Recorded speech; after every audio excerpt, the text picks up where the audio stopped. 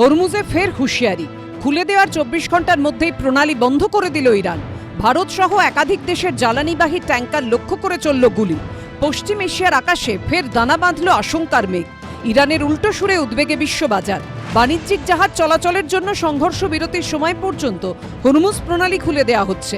ভারতীয় সময় শুক্রবার সন্ধ্যের দিকে প্রকাশ্যে আসে ইরানের বিদেশমন্ত্রী আব্বাস আরাকচির এই ঘোষণা।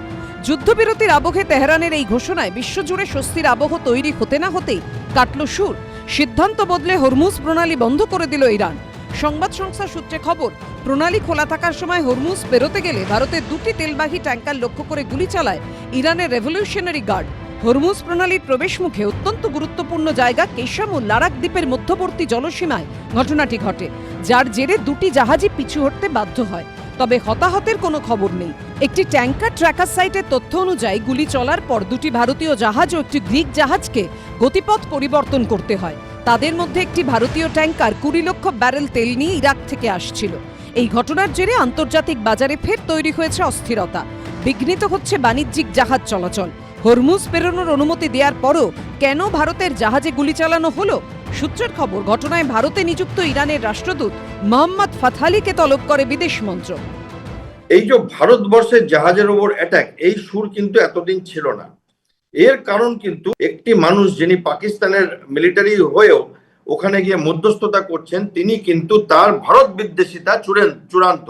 ভারতবর্ষ যে এখনো অব্দি এই যুদ্ধে ইরানের থেকে এবং ইসরায়েলের থেকে অত্যন্ত বন্ধুর মতো চলছিল, তাকে এই যুদ্ধে জবরদস্তি টেনে আনা হচ্ছে। কারণ যে জাহাজটি ফেরত চলে এসছে, যেটা আপনারা বলছেন, তাতে নাকি শুনছি 2 মিলিয়ন ব্যারেল ইরাকি তেল ছিল। ভাবুন যদি ওই জাহাজটাতে আগুন লেগে যেত কি হতো। এটা ইন্টারন্যাশনাল ইভেন্ট হতো। হরমুজে আটকে রয়েছে ভারতের অন্তত 15টি ট্যাঙ্কার। এই প্রেক্ষিতে এদিন দিল্লিতে প্রতিরক্ষা মন্ত্রী রাজনাথ সিং এর সভাপতিত্বে বৈঠকে বসে মন্ত্রীগোষ্ঠী। ভারতীয় জাহাজের আগে ব্রিটেনের একটি জাহাজ লক্ষ্য করেও ইরান গুলি চালিয়েছে বলে অভিযোগ করেছে ব্রিটিশ নিরাপত্তা এজেন্সি। জাহাজে ক্যাপ্টেনকে উদ্ধৃত করে সংবাদ সংস্থা জানিয়েছে, ওমানের উত্তর পূর্ব দিকে এগোনোর সময় কোনো রকম সতর্কতা ছাড়াই জাহাজ লক্ষ্য করে গানবোট থেকে গুলি চালানো হয়। তবে জাহাজের সবাই সুরক্ষিত আছে। ওরা ব্লকেটটা বন্ধ করেনি। মানে আমেরিকান ব্লকেড ফর এনি কোনো জাহাজ ইরানে যাওয়া কিংবা ইরান থেকে বেরিয়ে আসার, এই ব্লকেটটা আমেরিকা বন্ধ করেনি। তার ফলে Iran reacting violently on that. ওরা সিজ ফায়ারকে এখন ডিনাই করতে শুরু করেছে এবং তার প্রথম রিয়াকশন হচ্ছে এইটা। মনে হয় ঠিক এই সময় জাগ আরনাভ বলে একটা জাহাজ, যেটা আমাদের ফ্ল্যাগের, ইন্ডিয়ান ফ্ল্যাগের জাহাজ, যেটা তেল নিয়ে আসছিল হরমুজ ক্রস করে, তার উপর ওরা ফায়ার করে, কিন্তু সেরকম ক্ষয়ক্ষতি কিছু হয়নি। পূর্ণ শক্তিতে নৌ অবরোধ চালিয়ে যাওয়া হবে বলে শুক্রবার তেহরানকে হুঁশিয়ারি দেন ডোনাল্ড ট্রাম্প। এরপর এদিন ইরানের সামরিক কমান্ড বিবৃতি দিয়ে জানিয়েছে, প্রতিশ্রুতি ভঙ্গ করে ইরানের বিভিন্ন বন্দর এবং সেখান থেকে যাতায়াতকারী জাহাজগুলির ওপর নৌ অবরোধ চালিয়ে যাচ্ছে আমেরিকা। যতক্ষণ না ওইসব জাহাজ চলাচলের স্বাধীনতা আমেরিকা দিচ্ছে, ততক্ষণ হরমুজ প্রণালী অবরোধ করার সিদ্ধান্ত নেওয়া হয়েছে। কোনো আপোষ, পিছুহটা বা নমনীয়তা দেখানো হবে না। যদিও দমে যাওয়ার পাত্র নন ডোনাল্ড ট্রাম্প, ইরানের চাপের মুখে তার হুঁশিয়ারি, ইরান এভাবে ব্ল্যাকমেল করতে পারবে না।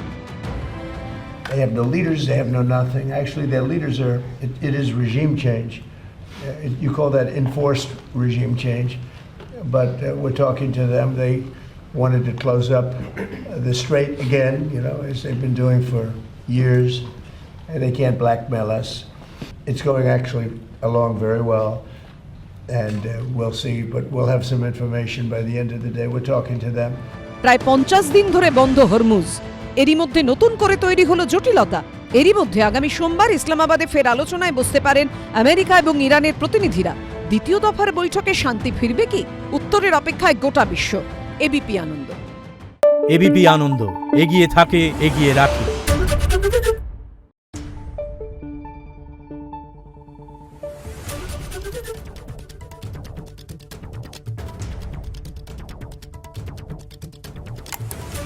Thank you.